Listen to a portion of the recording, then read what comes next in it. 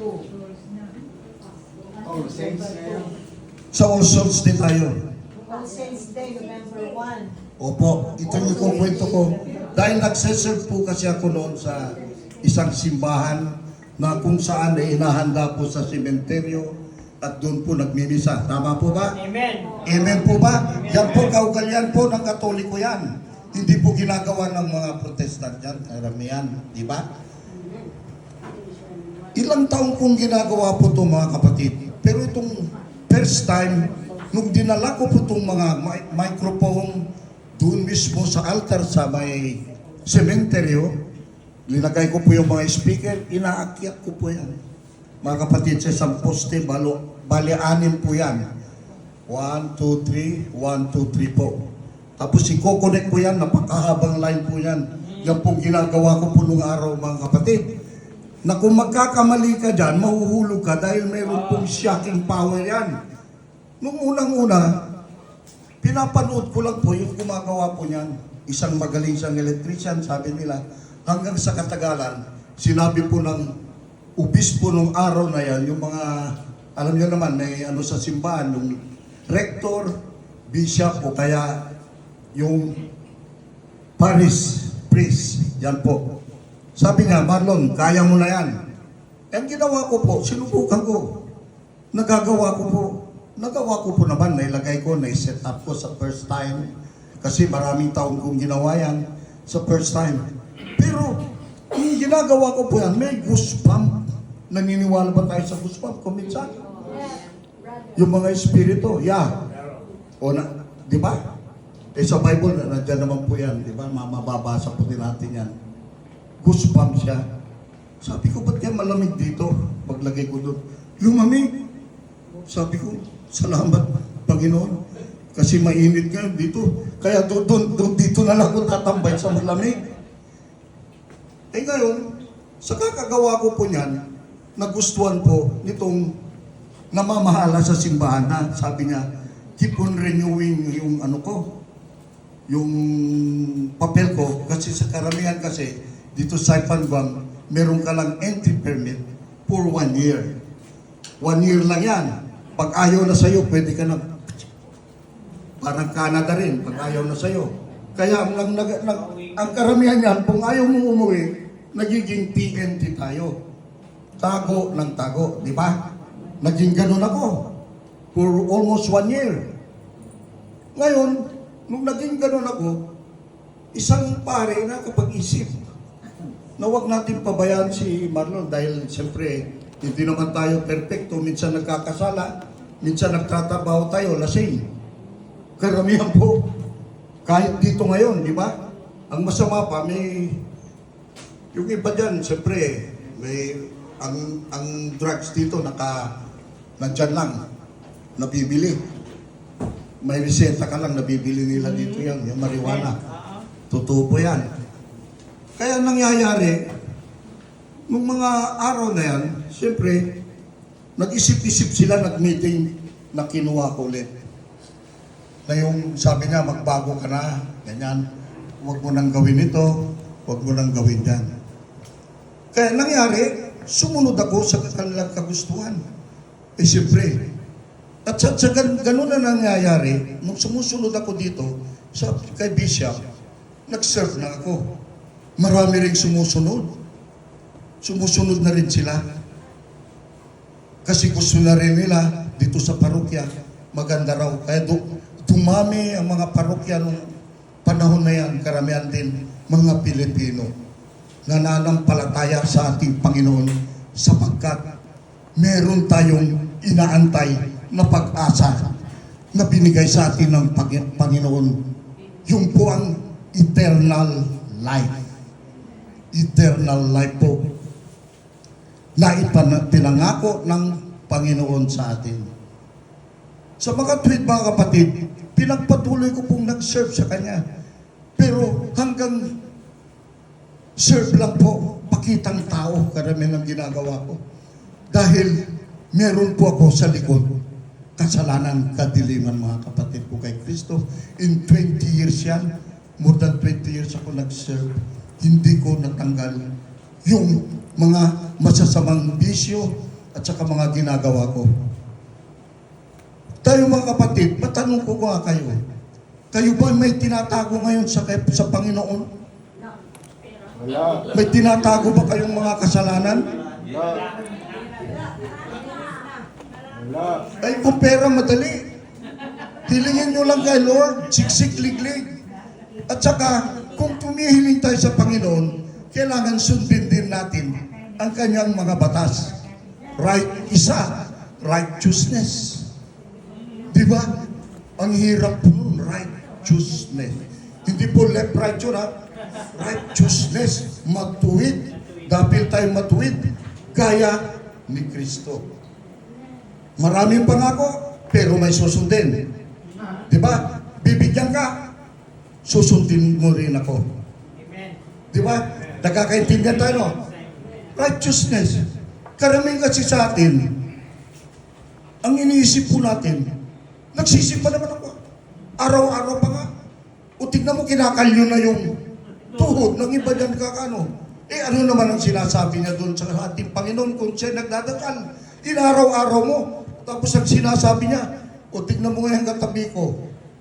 Di ba mga kapatid? Paano ba yun? Nagagawa natin yan kung ang righteousness na sinasabi ko, kung ano yung ginawa ni Kristo, sundin natin para maibigay yung pangako ng kanyang ama. Kasi mismo yung anak, sinabi niya, ginagawa lang niya yung kung ano, yung ipinapagawa sa kanya ng ama. Amen po ba? Amen. O tayo, pinapagawa ni Kristo sa atin. Anong ginagawa natin? Nakaupo. Di ba? Nakikinig. Nakikinig. Pero minsan, nagawa ko rin yan. Yung isip natin napakalayo. Di mo po ba? Hindi yung sinasabing nababasa ko. Pero, experience ko yan, kaya alam ko rin ang iniisip nyo. Karamihan dyan nag-iisip, saan kukuha ng pera? Yan po isang problema. Pero sa atin, hindi problema ang pera. Di ba? Magtrabaho ka. Di ba saan ka magtrabaho? Magpa-eleksyon ka. Para magkakapera ka. Amen po ba? Amen? Ganito rin ang Panginoon. Ipunan ka muna. Kailangan suklian din natin yung kanyang binibigay sa ating araw-araw. Kasi yung buhay natin na nandito, ang buhay natin ngayon, hindi na natin mabayaran. Di ba? Anong isusukli sa Panginoon? O ito, nangyayari sa buhay natin. Isinusukli ba natin? Ngayon nandito tayo magsamba sa Kanya? Maya-maya, nakikita ka sa ibang lugar. Nandun ka sa mall. Di ba? Linggo. Nandun ka sa mall. Anong sinabi niya? The seventh day. Sa kapito lang, yung isa lang inihiling. Nandun pa ka sa mall. Kung saan-saan ka pumupunta. Tapos karamihan, dahilan. Yan po, ganyan po ako noon. Sabi ko, Bishop, I cannot come. Yung pala, nakaakbay ako. Inaamin ko po yan. Kasi nangyayari sa buhay ngayon, nakaakbay po ako. Sabi ko, I cannot, yung mga call out, nagko-call out tayo, di ba? Oh, sir, di ba? I'm sick. Tapos, yan, karamihan natin. Pero sa Panginoon, hindi natin magagawa yan. Dahil alam na ng Panginoon kung ano nang mangyayari sa pansalukuyan. Alam niya na yan kung anong nangyayari sa buhay kasi alam na niya ang buhay natin. Amen. Amen po ba? Amen. Oh. Ngayon mga kapatid, ang isa pa na nakikita ko sa buhay ko noon, nagsisinungaling ako, isa. Malimit sa atin yan. Nagsisinungaling. Nagkukunyari, pangalawa. Ginagawa ko yan. Minsan, yung kamay natin, malikot. Malikot. Pag yung nakikita tayo ng isang bagay na hindi atin, at nagugustuhan natin. Alam naman natin masama yan. Nakukuha ko yan nung araw. Dahil sa pansarili. Pansariling kapakanan ang iniisip ko. Mga kapatid ko kay Kristo. Yan po ay hindi tayo pwedeng sa righteousness. Kailangan yung mga bagay na yan ay kalimutan na natin. Hindi po ba? Oh. Ito mga kapatid, dito sa Ebanghelyo natin mga kapatid, ngayon, dito sa verse 37 mga kapatid, basahin ko lang ulit.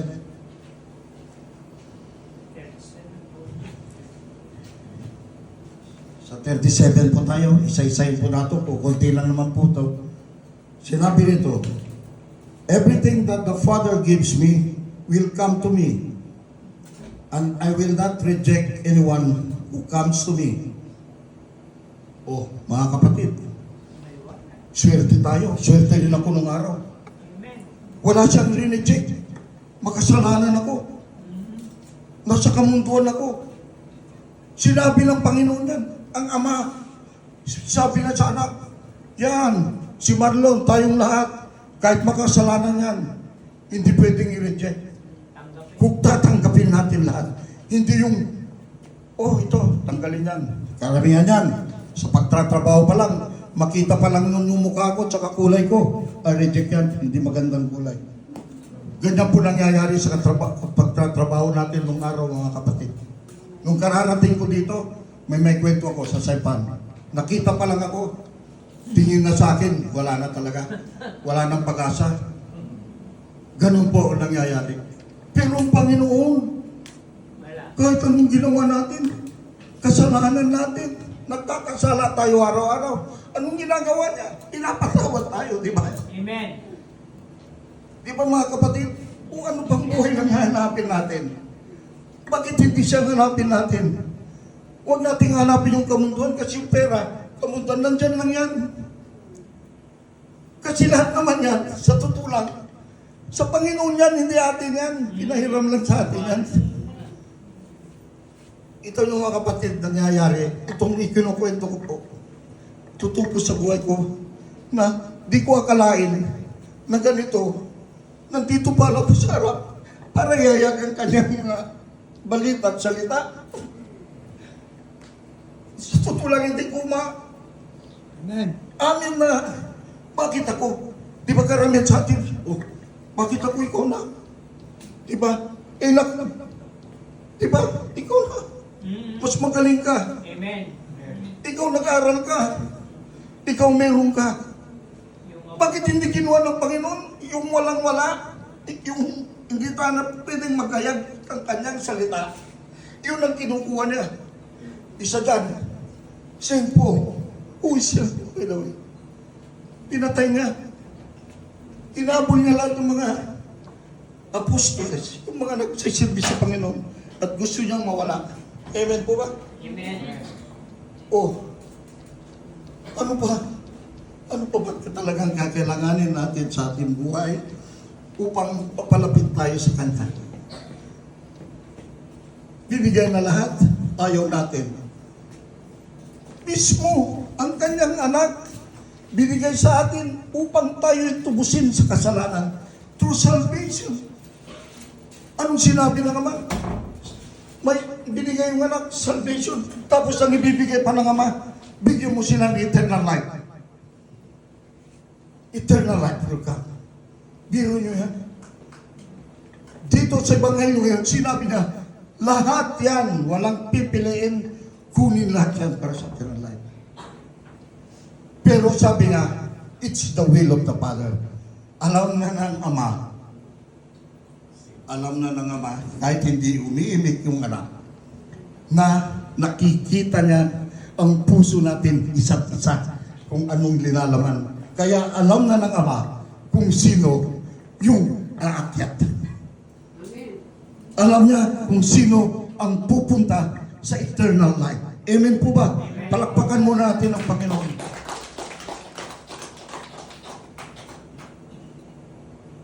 Mga kapatid, mukhang napasaya yata ko mga kapatid. Tatawag muna ako sa mga sharer. Naway magbigay sila. Naiumpisa ko na po. Sister Ermi, can you share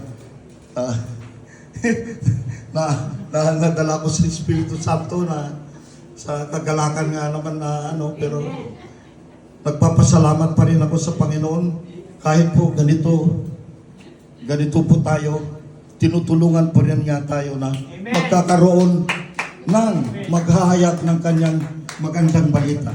Sister Ermi po. Sana pinagpatuloy mo na, brother. Sana pinagpatuloy na ni brother. Maraming salamat po. Pero alam niyo, napakaganda yung kwento ni brother. Kasi, ganyan din po yung aking ipapaliwanag ko. Dadagdagan ko po kasi ang akin ay IT lang po.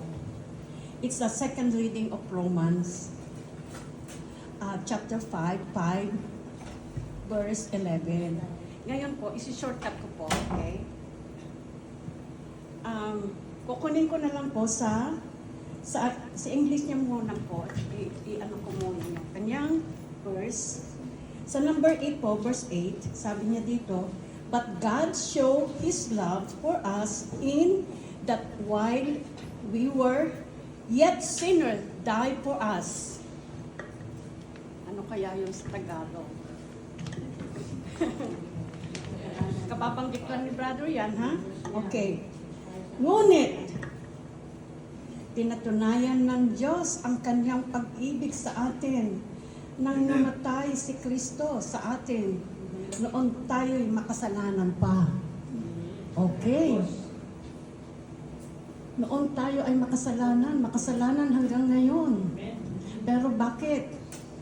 Bakit palagi natin pinagpapatuloy na maging makasalanan tayo? Nakikinig na tayo sa banal na salita. Ang sabi ng Panginoon, namatay na nga ako. Nandito tayo. Dapat, kung tayo ay aakyat sa langit, ang Romans po ay tinutukoy niya ang ating kamatayan ay susunod na tayo sa mga taong namatay pa noong sila po ay nauna. Mayroon po din tayong katapusan, hindi po tayo mabubuhay ng tuloy-tuloy.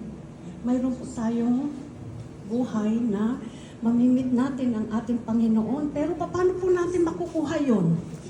Tanungin natin ang ating sarili, hindi po tayo sabay-sabay, hindi po tayo pantay-pantay, na pare-parehong ugali natin.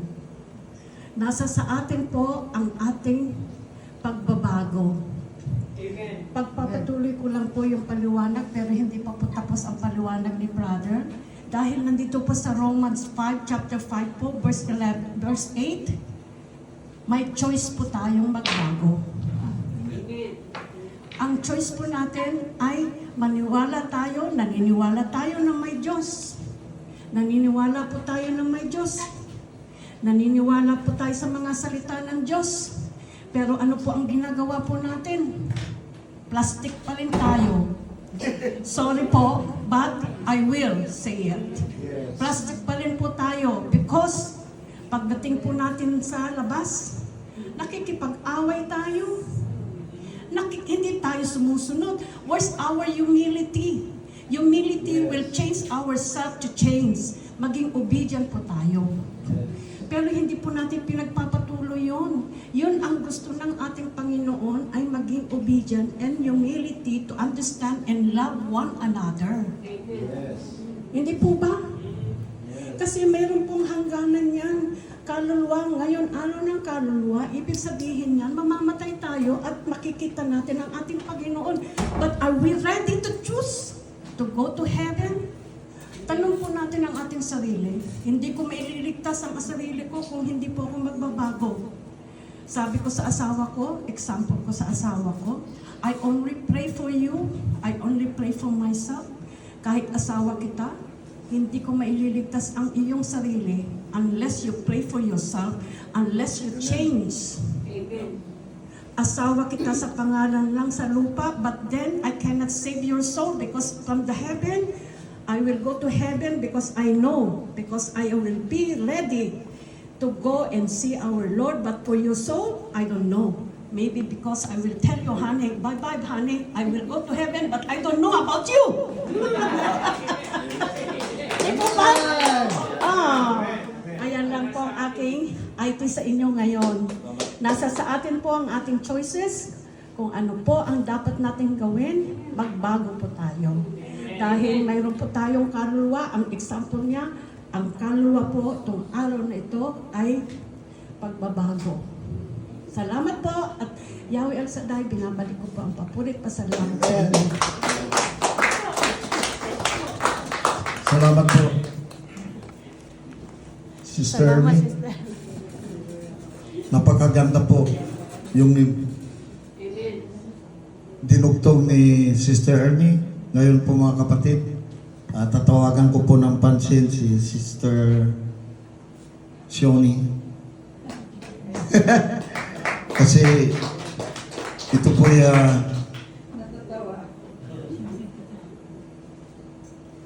ito po'y kagustuhan natin ng Panginoon na naway balang araw lahat tayo ay maghahayag sa kanyang magandang balita na hindi lang po iisa o dadalawa. At saka nagkukulang po ang Panginoon ngayon ng mga sundalo. Salamat, brother, sa tiwala. Pero ewan ko kung may tiwala ako sa sarili ko. I am not anointed to do this, but I will try my best. Ang reading dito, reading November 2. Ay, today November 1, right? Yeah. Yeah, pero isang reading lang yata. Sunday po, Sister, tama po. Siguro ang itatalakay ko dito is Psalm 23 Yeah. for responsorial psalm, Yeah. which Psalm 23 states sa Tagalog, basahin ko na. Ang Panginoon ang aking pastol, di ako kukulangin sa anuman. Pinahihimlay niya ako sa luntiang pastulan. Inaakay ako sa payapang batisan. Pinagiginhawa niya ang aking kalooban. Patnubayan ako sa matuwid na landas, Amen. alang-alang sa kanyang pangalan. Napakalinaw, di ba? Yes. Siguro kahit hindi ko na-explain. Yeah. It's very self-explanatory na yan ang Psalm 1, 2, 3. At tapusin ko na hanggang sa 6. Lumakad man ako sa lambak ng karimlan, wala akong katatakutan, masama pagkat kasama kita. Ang pamalo mo't tungkod ang magpapasigla sa akin. Sa harap ng aking mga kaaway, ipaghahain mo ako. Pinapahiran ng langis ang aking ulo. Umaapaw ang aking baso. Buong buhay nga akong sinusundan ng kabutihang loob at pag-ibig. At sa bahay ng Panginoon, ako mananahan sa lahat ng panahon. So this, very explanatory sa Tagalog, di ba? Pero sa totoo lang, nahirapan ako minsan managalog. Hindi ako taga Manila. Hindi ako Tagalog. So sometimes, nagtataglish ako because that would be more easier for me. Kasi Bicolana ako, hindi ko minsan may translate yung iba sa English o sa Tagalog. But I really appreciate for those who are in the Tagalog region, ang gaganda ng mga, I really appreciate yung mga ano nyo. Sometimes that's the first time I've heard it, mamumutawi. Napakaganda mga pakinggan. Tapos yung isa pang nasa sambit ninyong, ano ba yun? Yung mamumutawi. Tapos may isa pa na usually na binibigkas ninyo. Sabi ko, ngayon ko lang yun narinig na mga words na yun. Kinalulugdan. Tapos may isa pa yung nasambit lang na, Hindi, yung word na, yung maghihina sa, parang yung expression is how you will be touched. Usually ginagamit niya ni Sister Tess. Yeah, pagninilay, yeah. Those are very good words, but sometimes, yeah. Pero ito, very self-explanatory sa atin itong Psalm 23 that ang Panginoon daw natin, the Lord is my shepherd and there's nothing I shall want. Diba? Sa responsorial Psalm. Nakalagay dito, though I walk in the valley of darkness, I fear no evil for you are with me. So, napakagandang pakinggan na kahit anong kadiliman ang ma-experience natin, di ba? Although daw, di ba ang mountains, we have mountains, then sa ilalim niyan is a valley, right? Yung plain na in between two mountains. That is what we call the valleys. Siyempre, pag nasa mountains tayo, siguro, we are walking in that valley. There are so many obstacles in the mountains, right? Maraming, hindi natin alam kung may buhaya dyan. Ay, buhaya pala, hindi sa sa plaza. May may deer, right, diba? Tapos may mga leon. So, those are obstacles while we walk in the valley of darkness, right? And that is almost equivalent to saying we are encountering in that valley as we walk the valley of life, the journey of life. We are encountering so many afflictions, di ba? Yung mga afflictions, mga great pains, mga sufferings natin. But then, although we have that sufferings, we have that afflictions, we have that great pains that we are encountering in our everyday living, hindi tayo natatakot. Why? Because our faith in God is very strong. Amen. Right? Pero usually, pag mahina ang loob mo, it is because you have your doubts. You have your anxiety. And usually, pag binalot tayo ng anxiousness, para kang natuturete, di ba? Sometimes nagdududa ka, kaya ko ba to? But then, with the power of the Almighty Father, pag magtiwala lang tayo sa Kanya, no matter, no evil will even touch you. Nothing will torment you. Di ba? Amen. Ako, karanasan ko yan na, as I told you when I experienced my cancer, when I was diagnosed, alam mo yung sinabi ko lang, Diyos ko, Lord, ang sinabi ko lang yung faith ko is, si Lazarus nga, patay na. Thank you. Binuhay mo, God. Amen. Ako pa kaya na buhay pa, di mo ako buhayin because of this cancer. So, magtiwala lang tayo. Talagang kahit anong kadiliman tatahakin natin, we will surpass it. Amen.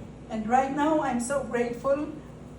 I had that diagnosis in 2015. And what year is now? 2025. 10 years. 10 years. I'm fully on remission. Thanks be to God. Napakadilim na chapter na yun sa buhay ko. Pero I always have that faith that although we travel, we walk in the valley of darkness, I will not be afraid because you are with me. Amen. Diba? So I hope every one of you will have that courage, will have that strength all the time. Do not be anxious of anything. Sa Philippians 4:6 yata yun, diba? We should not be anxious of anything daw. Just ask and pray with thanksgiving and supplications, and everything will just be granted unto you. Diba? I don't know whether I speak it correctly, but yun lang ang na-pick up ko. na-pick up ko sa Philippians 4:16, that is 4:6 rather, that 6 and 7, that is always my favorite verses. That whenever I am anxious, when we encounter problems, lalo na ang asawa ko, ng utak.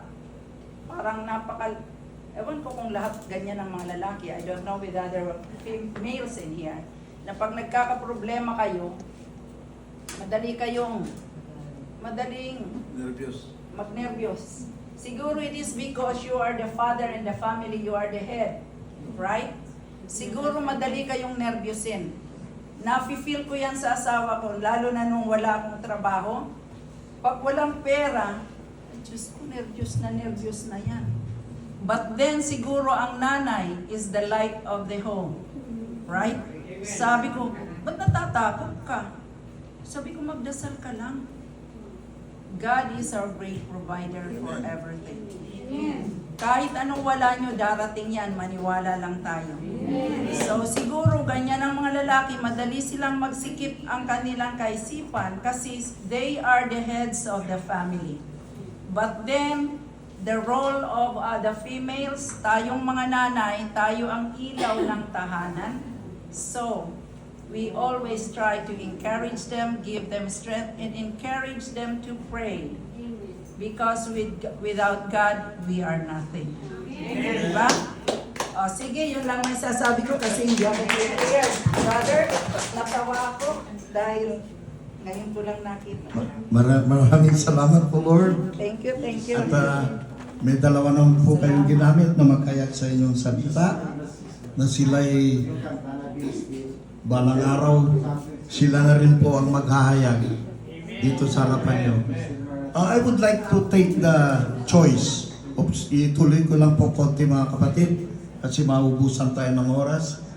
Yung choice na sinabi ni Sister Eri, napakapaganda po dito sa gospel na ito. At saka sinabi ni Sister Shoni, kung tayo may nahihirapan, mga sinabi niya, huwag tayong matakot.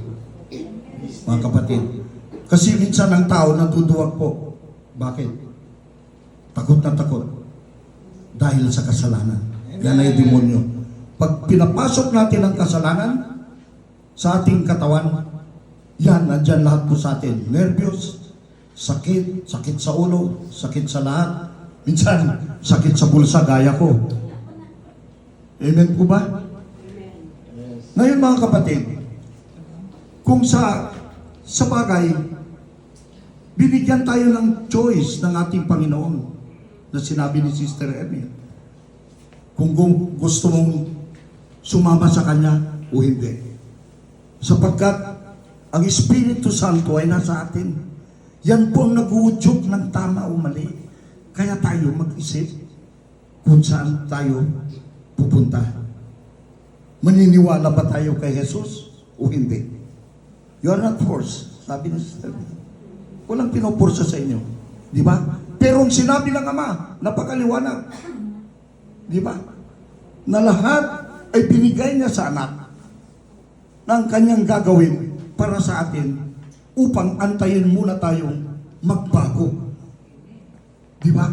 Yan ang gusto ng Panginoon. Kaya binigay niya, kunin lahat. Lahat na magbago. Pero ngayon, nandito yung choice na sinabi ni Sister Ernie. Ang Holy Spirit ngayon na, tayong lahat may Holy Spirit. Sabi niya, huwag dyan, dito ka, di ba? O dito dalawa, yan ay isa, di ba? Mga kapatid, napakaliwanag po yan. O dito ko sa dalawa, dalawang bit-bit ko, ikaw ay isa. Nag-aagawa po. Ikaw ang mag-choice. Ang konsensya, tama ka ba natin, Ray? Konsensya ang gagamitin mo dahil ang Espiritu Santo hindi po mag-uudyok yan ng mali. Always right. Amen po ba? Pag may nag-udyok sa kabila dyan, siguradong demonyo na yan. Di ba? Gaya ko, palagi ko naudyukan mga kapatid ko kay Kristo. Mula nung nagtrabaho hanggang ngayon, hindi pa rin ako perfecto at marami pa rin akong kasalanan. Amen po ba? Pero, ang isang pinaka mahalagang bagay na sinasabi lahat ng preacher. Prayers. Yan ang numero 1. Kung may problema ka, ask God. Pray. Kasi ang prayers, it is parang wifi. It's a wifi to connect to God. You can talk to Him face to face. Hindi mo siya nakikita, but you can feel because of the faith that you have. Yan. Kaya dito, faith. Napakaliwanag sila, faith. Itong pinag-usapan natin ngayon. If you have faith in Jesus, and you believe in Jesus, you will be saved. O, napag-usapan na natin yung kasalanan, di ba? Naintindihan niyo po? You will be saved. Kasi hindi tayo magkapag-believe kay Jesus kung hindi natin susundin kung anong ginagawa ni Jesus. Mapapalayo tayo because of sins. Kaya kung susundin natin si Jesus, kailangan righteousness.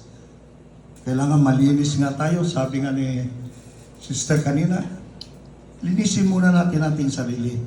Wala naman po magpipilit sa inyo na linisin mo, hindi. Pero mga kapatid, ito na po. Tatapusin ko na po to.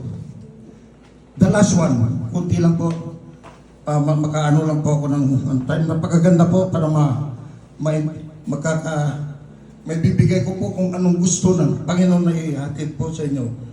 Sa 40 po, verse 40. Sa John 6:40. This is the will of my Father, that everyone who sees the Son and believes in Him may have eternal life.